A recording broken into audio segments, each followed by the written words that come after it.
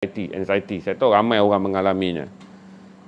Cuma ramai orang tak pasti sama ada sejauh mana mereka mengalami sama ada anxiety daripada genetik, iaitu dilahirkan dengan mempunyai ciri-ciri mudah mengalami anxiety, atau saudara sebenarnya mengalami kemurungan. Saya pun tak gemar sebab semalam saya delete because tajuk ni, lepas ni pun saya akan delete because tajuk begini tak boleh kita simpan dan kita sebarkan. Cuma saya belanja saudara yang berada dalam live stream ni untuk saudara tahu. Majority adalah mereka yang depression, orang yang mengalami anxiety. Nanti saya bagi tahu ciri-ciri dia.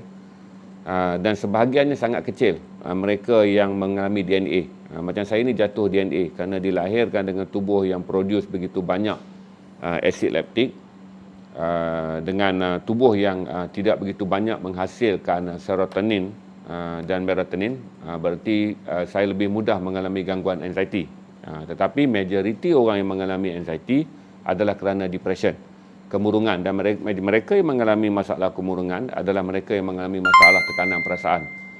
Saya fikir kata anxiety akan berlaku dengan begitu banyak seiring dengan wabak COVID-19 dan apatah lagi dalam tempoh yang panjang lah, dah 18 bulan dah bulan ke-18 ni, Jun ni, kita diserang oleh wabak COVID-19. Dan daripada Mac kita dah 15 bulan melalui tempoh PKP, yang saya pasti ramai orang mengalami gangguan emosi. Pertama kerana kehilangan kerja, kedua adalah lebih teruk lagi adalah bimbang kehilangan kerja, mereka yang kehilangan punca pendapatan, mereka yang tidak dapat lagi menjalani fungsi sebagai tulang belakang keluarga, terutama bagi mereka yang menjana kewangan. Jadi saudara mengalami anxiety. Dan susahnya saudara adalah kerana kepakaran yang ada di Malaysia sangat sukar diakses. Berarti satu adalah hospital pakar, di mana jarang kita akan jumpa klinik-klinik pakar bagi rawatan psikologi, kerana di bawah anxiety saudara akan jatuh di bawah psikiatris.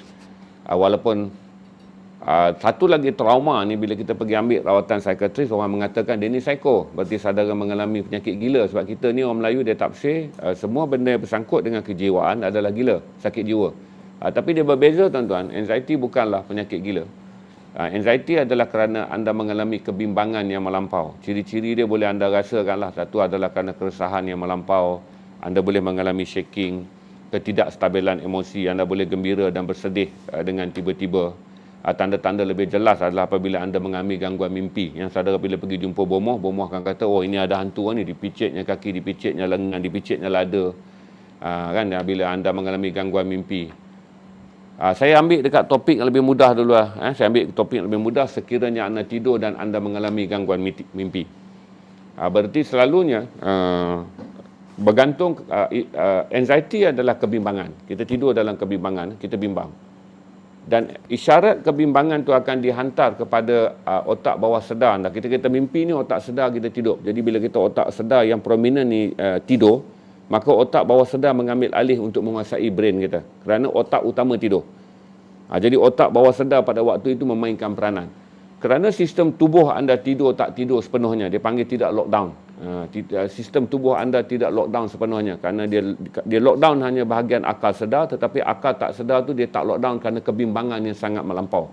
Tekanan emosi yang sangat kuat menyebabkan keletihan, menyebabkan otak tidur anda tidur, tetapi kebimbangan telah menyerang otak bawah sedar anda. Jadi kalaulah anda jenis orang macam saya, takut jatuh tinggi, berarti kebimbangan itu akan ditafsir dengan bentuk anda sentiasa bermimpi jatuh daripada bangunan tinggi tapi tak pernah sampai ke bawah. Siapa yang pernah mengalami benda ini, tolong jawab ya. Berarti mimpi yang saudara alami sentiasa jatuh daripada bangunan tinggi, kerana saya adalah seorang yang penakut tempat tinggi. Begitu Kalau saudara seorang yang takutkan air, berarti saudara sentiasa bermimpi lemas dalam air. Siapa yang selalu alami, bagi tahu. Berarti saudara mimpi saudara lemas. Sebab isyarat takut tu akan dihantar kepada visual yang paling dekat dengan saudara boleh bayangkan. Dia tak datang dalam visual yang merapu. Dia datang dalam visual yang kognitif. Dipanggil akal sedar tu translate. Kerana dia kacau juga ni, maka akal sedar tu ambil dan translate. Maka dia akan translate ketakutan tu dalam bentuk visual dalam mimpi berdasarkan jenis ketakutan yang paling dekat dengan anda. Jadi kalau saya takut air, sebab saya tak boleh berenang ke apa, dia akan datang. Sama ada lemas dalam air, ataupun saudara bermimpi ada hanyut di tengah air, tetapi akhirnya saudara tak dapat balik. Maksudnya Lagi teruk adalah saudara berenang, nampak pulau dekat depan, berenang, tak dapat. Berenang, dan anda berenang dalam tidur dan anda tak sampai ke pulau tu. Hinggalah anda terjaga, tubuh anda merasa sangat letih. Kerana stamina yang anda gunakan dalam mimpi tu, otot-otot anda tegang tu, sama seperti kekuatan yang anda gunakan untuk berenang betul. Jadi bila anda bangun, anda akan mengalami dua masalah yang sangat dahsyat. Satu adalah mengah. Di mana anda mengah? Kerana mimpi tersebut telah menggerakkan otot saudara, seolah-olah saudara sedang betul-betul berasa lemas dan otot saudara bekerja seperti saudara sedang berenang. Yang kedua, dia akan membuatkan satu lagi benda yang sangat dahsyat adalah saudara akan mengalami dahaga dan tubuh panas yang sangat luar biasa kerana asid laktik, iaitu asid yang mencemarkan sistem otot kerana dia dihasilkan oleh emosi yang penuh dengan kebimbangan. Ramai orang up tak dia pernah alami mimpi ni? Okey, dua. Kalaulah saudara orang yang takutkan api, saudara akan mimpikan api. Saudara sentiasa mimpi berada di kawasan bahang panas. Itu jarang berlaku. Dia lebih banyak yang berlaku adalah gayat dan air. Itu common. Tapi ada jenis mimpi yang ketiga, saudara sentiasa mimpi berada dalam kebakaran. Berarti kerana saudara orang yang api sikit pun saudara takut. Berarti apa jenis saja yang saudara takut? Walaupun perubatan tradisional mengatakan anjing, dia ada hadisnya yang kemudian diriwayatkan oleh banyak ulama-ulama yang muktabar. Ni part ni kita kena discuss yang lain. Tetapi kalau saudara seorang yang takutkan anjing, anjing akan muncul dalam mimpi saudara. Kalau saudara seorang yang takutkan ular, ular akan muncul dalam mimpi saudara. Kalau saudara takutkan ular, kebanyakan ditafsirkan dengan salah. Kalau kita tak pandai baca koding mimpi dan terus je kita pergi dan jumpa dengan bomoh dan kita bagi tahu ada seekor anjing bermata merah, salah. Dan kita bagi tahu ada seekor ular warna hitam muncul dan hampir mematuk saya. Maka benda ni akan sudah dengan mudah diisbatkan kepada pandangan para ulama bahawa jin dan syaitan yang mengganggu manusia akan muncul dalam bentuk ular dan juga bentuk anjing. Sedangkan kebanyakan manusia, dua binatang itu adalah binatang yang saudara takuti. Nisbatnya senang je. Sekiranya saudara terjaga dan saudara mengalami kepenatan yang macam saya cakap, itu berarti saudara sedang mengalami gangguan kerana anxiety. Tapi kalaulah saudara bangun dan saudara mengalami benda yang seperti saudara ingin menangis, saudara berasa sayu dan saudara rasa seperti terdengar satu benda angin yang datang daripada jauh, ada kemungkinan saudara sedang mengalami gangguan jin. Dia ada dua beza. Kalau jaga, saudara mengah kerana rasa penat bertarung dengan anjing, saudara rasa otot-otot saudara menjadi tegang, saudara rasa sangat dahaga. Berarti insya-Allah saudara bukan mengalami gangguan jin walaupun saudara bermimpikan ular dan anjing. Tapi itu adalah visual yang telah ditukar kerana kebimbangan dan ketakutan melampau yang saudara tanggung pada waktu siang kerana kehilangan pekerjaan, takut hilang pekerjaan, keadaan mak, ahli keluarga yang sakit, mungkinkah aku diserang oleh COVID-19. Saudara ada banyak benda tu. Dan orang anxiety dia mudah mengalami, dia macam ni, dia jadi overthinking. Maksudnya masalah melintas saja di depan dia, dia telah rasa masalah masuk pada diri dia. Jadi saudara berhati-hati untuk memahami anxiety ni. Dan bagaimana anxiety ni mempengaruhi saudara adalah dia gangguan yang kebanyakannya, satu saya cerita dulu gangguan tidur tadi, ramai yang naik soalan tak? Ya, dia akan mengalami sesak nafas kerana kebimbangan tu dah jadi maksimum. Maka saya bagi teori kepada saudara. Dua-dua teori saya bagi. Pertama, pastikan saudara tidur di tempat yang sejuk. Kerana waktu saudara alami mimpi tu, kalau saudara berada di tempat yang sejuk, dehydration kurang berlaku dan ketegangan otot akan kurang. Itu, teori dia yang pertama adalah pastikan kalau saudara rasa saudara sangat stres dan depres, tidur di tempat yang bersuhu sejuk. Satu. Yang kedua, kalau saudara selalu mengalaminya, pastikan saudara mandi pada waktu malam. Dan yang saya satu lagi saya bagi tahu kepada saudara, minum banyak air. Kerana dalam apa jua keadaan tanah, api, air dan angin, air adalah pengubat bagi sistem tubuh. Jadi saudara ambil banyak air. Macam saya ni, sentiasa buat masa sekarang ni pula, saya akan tukar kepada 100+. Saya ambil lebih 100+. Kerana satu adalah pelupusan gula. Maksudnya kalaulah brain saya buat gangguan, saya ada gula yang cukup. Maksudnya brain saya masih berfikir saya tidur, maka brain tu akan makan gula dalam badan. Jadi berarti saya stream dengan saudara ni, saya dah bakar banyak gula. Berarti kalau saya tidur pula, saya masih lagi mengalami gangguan banyak berfikir kerana saya bimbang apa nak jadi pada negara. Kadang-kadang saya, itu kebimbangan saya tak ada bimbang personal pun. Saya ada isteri, keluarga saya semua bahagia.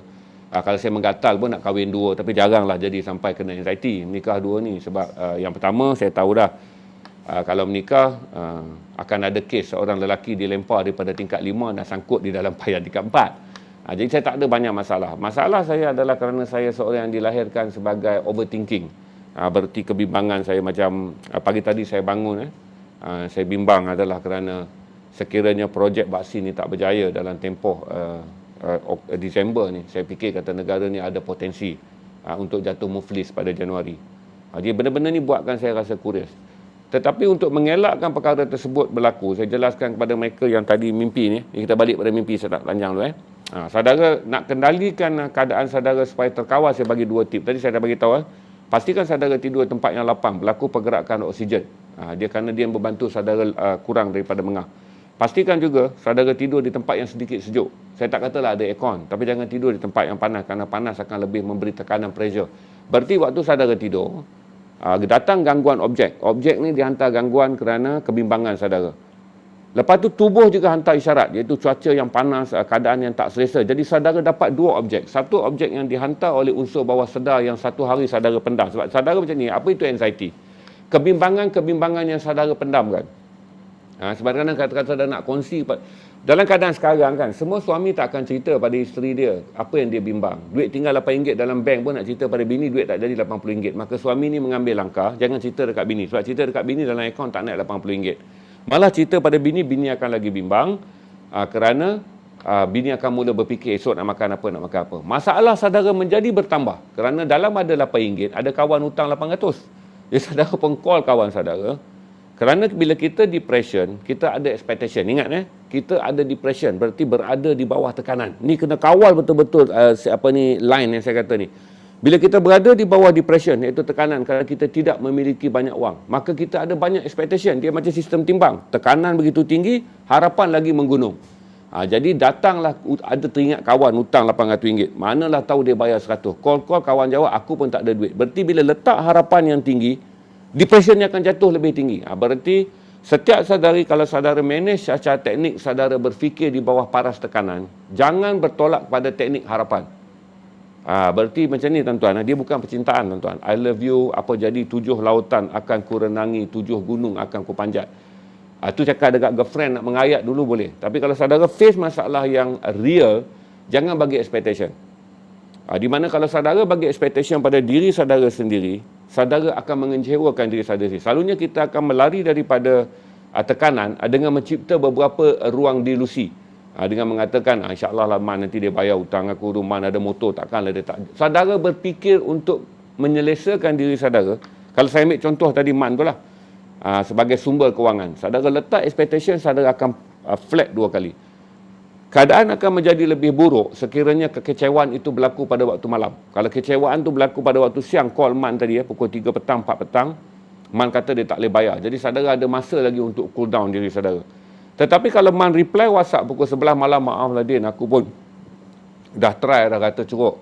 Aku tak dapat nak bayar hutang kau. Jadi 11 malam waktu yang paling dekat dengan tidur. Jadi beban yang terakhir saudara simpan di dalam waktu saudara nak tidur adalah akhirnya susu dan juga nasi untuk keluarga 2-3 hari lagi yang dah stok nak habis ni tak akan dapat ditambah dengan tak akan ditambah kerana hutang orang tak bayar. Berarti itu yang terakhir saudara fikir dan itulah kemudiannya akan menjadi keadaan lebih buruk. Berarti itulah dia kata, saya bagi tahu pada saudara bagaimana pressure tu datang adalah kalau dia datang pada waktu siang saudara boleh manage, di mana proses menenangkan diri, rasionalisasi boleh dibuat.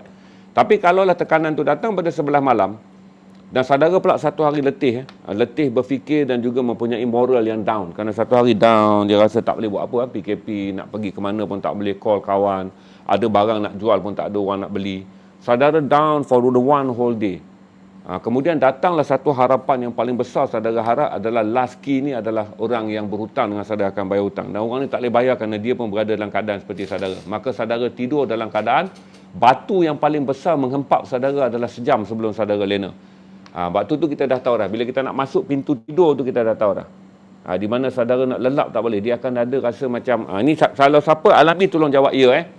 Dia rasa macam terawang-awangan. Tidur tu, dia rasa lena dan dia rasa jaga. Seolah-olah nak masuk ke pintu tidur dengan ditarik balik kepada pintu jaga berlaku sama banyak. Kejap lagi saya akan bagi tip bagaimana nak masuk ke pintu tidur. Berarti saudara nak masuk ke pintu tidur, rasa berat dah ni, pump jaga balik, terus teringat. Anak aku nak makan. Tapi ingatan tu berlaku 50% je. Anak aku nak makan apa esok, saudara pun rasa macam lena. Lena balik, dia berlaku tarik-menarik hinggalah akhirnya saudara lena. Masa itulah, kalau dekat pintu tidur tu saudara dah mengalami gangguan di mana berlaku tarik-menarik antara unsur sedar, iaitu kecewa kerana gagal mendapatkan wang, dengan unsur letih untuk tidur, berlaku tarik-menarik, berarti saudara akan lena dalam keadaan macam 2 kali bekerja dekat benda. Mimpinya akan datang sangat dahsyat. Berarti ketakutan yang saudara alami tidak dapat menyediakan nasi kepada keluarga esok atau lusa tu, dia akan datang dengan jenis ketakutan yang saudara alami. Macam saya teruk lah. Sebab saya takut gayat. Jadi mimpi saya sentiasa jatuh daripada bangunan tinggi. Yang teruknya tak pernah sampai ke bawah. Jadi dia akan jatuh gitu cemas. Tapi tak pernah sampai ke lantai bawah. Dan kedua lagi teruk pada saya pula, katalah hari tu nasib saya tak baik, otak saya baca isyarat adalah air. Di mana saya dah tak boleh berenang tuan-tuan. Yang paling saya takut adalah air. Jadi dia datang dalam proses kita nampak dah. Dekat depan tu je, selamat dah. Pergi berenang, pulaunya tu lebih jauh ke sana, lebih jauh ke sana, lebih jauh ke sana. Dan kalaulah isteri saya tak ada, sebab tu kalau setiap kali saya mengalami tekanan yang sangat tinggi, saya akan tidur dengan minta isteri saya berada dalam keadaan yang sangat hampir. Dan saya akan pegang tangan dia. Isteri saya akan tahu bila dia tahu, because automatik tuan-tuan, otot dan muscle kita yang mengalami gangguan yang buruk akan bergerak. Kalau kita peluk kan, isteri kita boleh tahu kita sedang mengalami, dia akan hantar vibrate tu. Pasal tubuh orang yang mengalami mimpi sebenarnya ada vibrate otot kalau kita mengalami. Jadi isteri saya akan kejut. Kalau setengah orang dia bercakap, okey. Okey. Baik. Kalaulah saudara rasa saudara alami begitu, apa yang perlu saudara buat sebelum saudara tidur? Berarti jangan tidur dalam keadaan emosi yang sangat tertekan. Ramai orang kalau saudara nak ambil mudah, ambil yoga. Bukan yoga, nanti barah pula kata percaya pada Hindu. Ambil teknik pernafasan. Ramai orang buat teknik pernafasan kan, dan tahan tu 10 second lepas. Ramai yang buat. Untuk dia sebenarnya teknik tu bukan berkaitan dengan minda. Dia teknik itu ada berkaitan dengan menambahkan kandungan oksigen dalam badan. Kerana lebih rendah oksigen dalam badan, lebih teruk saudara akan alami gangguan apabila saudara bermimpi. Yes, depression yang paling tinggi lah. Anxiety adalah tanda-tanda depression. Depression ni tak nampak. Depression tadi kita tak perasan. Iaitu dipanggil kemurungan. Bagaimana kemurungan dikesan adalah anxiety. Tanda-tanda anxiety yang pertama, mengasingkan diri. Keinginan saudara menyendiri lebih tinggi daripada keinginan saudara bersama orang lain. Itu tanda yang pertama. Yang kedua, sensitif. Apa saja benda yang berlaku, saudara akan take benda tu sebagai sangat personal. Cross Facebook orang lain kan, kau ingat kau bagus, tak kenal pun. Terus saudara naik muka geram, naik lambang geram. Berarti saudara akan menjadi lebih sensitif. Itu tanda berada dalam depression. Satu, ingatlah saudara akan berasa ingin menjauhkan diri daripada bergaul. Yang kedua adalah saudara menjadi sangat sensitif. Yang ketiga, teknik berfikir saudara. Di mana saudara rasa dah tak ada vibe dah. Teknik berfikir saudara sentiasa merosot. Berarti macam ni lah. Saudara boleh ingat macam ni. Selalunya senang je. Setiap kali saudara muhasabah, ingat hari ni jenis saudara berfikir macam mana. Kalau hari ni jenis saudara berfikir adalah berarti saudara dah merasa kalah. Meningkatnya dendam. Meningkatnya marah, meningkatnya rasa kalah, meningkatnya rasa bersalah. Rasa bersalah ni muhasabah dia betul, tapi kalau terlalu bersalah, hingga hal-hal yang tak salah pun saudara rasa saudara bersalah, itu adalah tanda saudara mengalami depression. Di mana moral dan keupayaan fikiran saudara untuk bergerak positif telah hilang sama sekali. Itu tanda-tanda sah bahawa saudara telah mengalami depression. Jadi bila nak tidur tu saudara kena check lah list itu hari ni apa yang saudara rasa collapse dan apa yang saudara rasa saudara telah build up. Itu saya remind dekat saudara untuk tengok. Ingat anxiety tak semestinya depression. Macam saya, anxiety by DNA. Dilahirkan. Dilahirkan secara genetik. Walaupun mak saya tak ada anxiety, bapa saya tak ada anxiety, saya ada anxiety. Anxiety saya bermula, saya boleh kesan anxiety saya tu late 30s. Barulah saya tahu, rupanya saya ada anxiety. Okay. Kemudian, orang depression confirm ada anxiety. Jadi confirm ada anxiety. Saya beritahu saudara, anxiety juga datang daripada workaholic. Kadang-kadang ada orang dia bekerja sangat rajin, dia bekerja sangat agresif. Bila dia marah dalam meeting tu menggigil. Berarti itu dipanggil satu lagi anxiety. Anxiety kerana datang pada workaholic. Itu kita tak berapa kisah sangat sebab dia orang boleh manage. Yang saya risau adalah anxiety yang datang daripada depression. Kerana anxiety by DNA dia sangat sikit. Anxiety by workaholic dia juga sangat sikit. Tapi anxiety by depression, itu yang kita bimbang. Kerana selalunya anxiety by workaholic ni berarti mereka keep positif. Kerana mereka sentiasa ingin bekerja dan ingin bekerja sampai dia jadi anxiety. Anxiety yang datang daripada depression yang kita risau, kerana dia boleh menjurus kepada akhirnya berfikiran negatif, bawa bunuh diri, bawa mengelar badan, bawa tindakan buruk, jadi mudah melenting. Itu yang saya risau.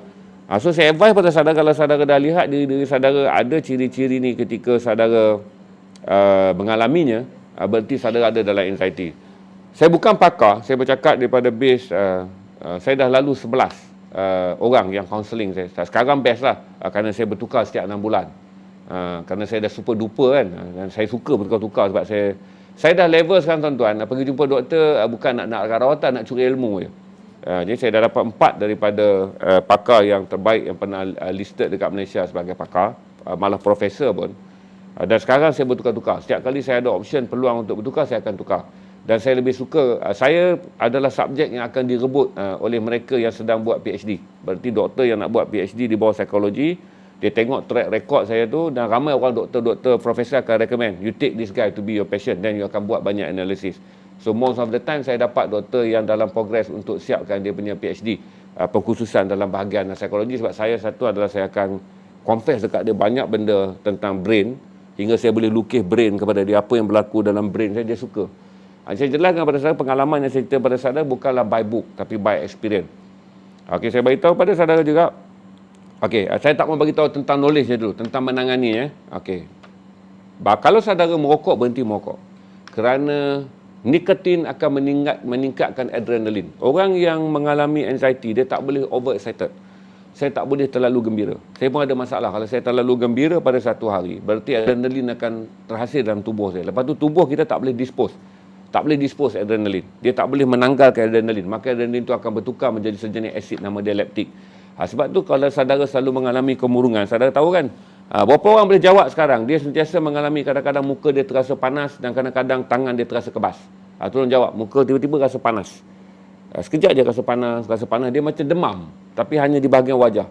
Bila datang saja kebimbangan, saudara fikir je duit dalam bank tak ada, perkataan pertama naik, selain daripada degupan jatuh mendadak, muka saudara terasa kebas. Dan kedua adalah terasa tangan saudara rasa tiba-tiba terasa panas seperti pijak. Siapa yang boleh jawab ya, up pernah rasa, itu adalah ciri-ciri yang saudara telah berada dalam severe, agak serius. Kalau mild ni lain, kalau mild dia gabrang aja, dia hanya degupan jantung yang sangat tinggi, dan lepas tu saya mula jadi tak keruan lah, maksudnya kalaulah saudara mengalami yang lebih teruk, berarti saudara tiap kali katalah saudara terfikir kata beras dah habis ni, saudara tengok tong beras ni, beras dah habis. Tapi dalam kes yang lain saudara tak bersih lah, saya anggap tong beras dah habis. Yang pertama, saudara rasa adalah untuk call abang saudara bagi tahu boleh tak hantar beras. Berarti telefon saudara berada di ruang tamu. Okey? Between daripada dapur nak pergi ke ruang tamu ni, saudara dah sampai ke ruang tamu, saudara patah balik ke dapur. Saudara terlupa bahawa saudara sepatutnya ambil telefon, saudara balik ke dapur dan tengok lagi sekali beras tu. Kemudian saudara berfikir, apa aku nak buat tadi? Oh, aku sepatutnya pergi ke depan ambil. Sedangkan saudara dah perjalanan, dah sampai pun dekat telefon, saudara tak boleh buat. Di mana dipanggil lost short memory. Berarti semua tindakan jangka pendek yang saudara rancang terganggu oleh kerana tekanan kebimbangan. Berarti semua benda jangka pendek terganggu. Apa tu saudara rasa saudara masuk toilet kan, saudara nak terkencing. Bayangkanlah, masuk toilet, saudara keluar balik. Keluar balik baru tengok, tadi masuk toilet, nak terkencing. Kebimbangan telah menyebabkan motif jangka pendek saudara hilang. Yang tu saya kata tadi kan, kita kata kita bergerak, kita nak buat, tapi benda tu kita tak buat kerana gangguan bimbang tentang kerja. Saya ambil lah contoh sini, saya ambil mudah je, saya akan ulang kebimbangan yang sama tentang beras. Berarti adalah semua pemikiran jangka pendek saudara menjadi tidak terurus. Maksudnya planning. Jadi berarti kan, kalaulah saudara rancang nak call abang saudara pun, saudara dah pergi ke ruang tamu nak ambil telefon, tak boleh ambil, patah balik, tengok sekali lagi bekas beras yang kosong. Berarti saudara mengalami benda tu. Berarti macam mana saudara nak merancang? Berarti saudara dah kehilangan keboleh upayaan merancang strategi. Depression tu dah tekan saudara sampai patutnya mudah aja. Abang Mi, boleh tak bank in duit RM30 nak beli beras? Untuk buat decision yang Abang Mi, abang kandung saudara boleh bantu pun, tak boleh. Kerana saudara diganggu oleh tindakan, beras habis, lepas tu gula, kopi, macam mana nak bayar sewa hujung bulan. Jadi saudara pergi ke depan untuk call abang saudara yang memang jaminan beras dah ada. Saudara tak boleh settlekan masalah tu. Dia datang kerana saudara dalam perjalanan tu, saudara diganggu pula bil api, nanti api tak ada, rumah gelap, anak nak tidur macam mana, bas. Faham tak? Berarti short memory loss. Tapi short memory loss ni, yang saya pilih dia berlaku dalam banyak situation. Saya ambil sekarang kalau berlaku dalam keadaan depression. Short memory loss ni banyak berlaku. Ada short memory loss ni kan excited. Nak jumpa girlfriend pun boleh short memory loss. Kan? Nak keluar sampai-sampai baru lupa. Bunga beli kat girlfriend tak bawa. Ma'am, bukan kes saya. Ni orang lain. Pasal isteri saya ada kat depan kamera tuan-tuan. Bila sebut girlfriend kena berhati-hati. Takut dia ingat pengalaman saya. Berarti short memory loss ada banyak kali. Dia boleh berlaku dalam kegembiraan, dia boleh berlaku juga excited lagi tengok bola, kelam kabut kan nak pergi, sarung jersey sampai stadium, tiket tinggal di rumah. Itu tak ada apa. Yang saya bimbang adalah short memory loss di mana apa yang saudara rancang tak boleh. Macam saya sebut tadi lah, kes dia senang kan. Maksudnya ketika saudara dah sedar beras habis, saudara dah tahu, abang saudara bagi tahu kalau tak ada beras kau minta ke aku. Saudara jalan ke depan ambil phone, yang sepatutnya saudara call abang saudara. Tapi dalam perjalanan tu datang pula bil hujung bulan nak bayar macam mana? Nanti api air.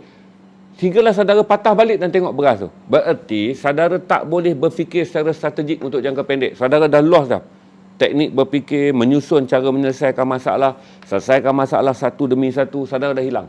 Berarti saudara dah sampai ke peringkat collapse. Berarti dari segi mindset, depression, tekanan yang saudara alami telah melumpuhkan teknik saudara berfikir. Saudara dah jadi, patutnya saya katakan satu-satu. Call Abang Mi lah, Abang Mi angkat beras, saudara dah lega sikit beras. Okey, macam mana bil api? Bil api 15 hari lagi, tak apa. Tak tahan sekejap. Mana masalah yang lebih dekat? Kalau saudara kata yang lebih dekat sekarang ni adalah lauk. Okey, saudara kata lauk. Okey, berarti sekarang lauk macam mana nak jelas? Malu Allah nanti bagi tahu Abang Mi.